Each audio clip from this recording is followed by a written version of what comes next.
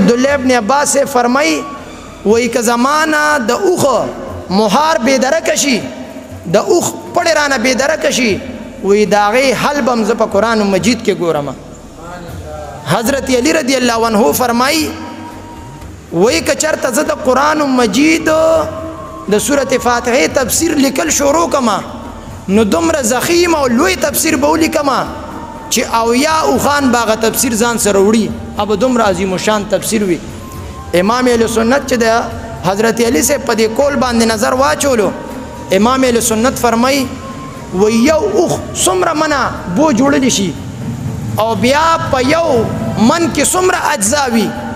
امام اہل سنت رب ذوالجلال پر یازے کی دیر لوی مہارت ورکڑو.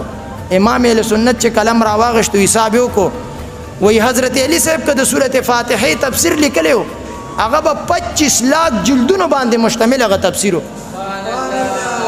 دغا پادری وی دا قرآن پا دی قرآن کی دا امام حسین تذکرہ ولی نشتا چاوتا پیر مہر علی شاہ صاحب خلو چی لڑش گوڑ شریف تا پینڈے کے دا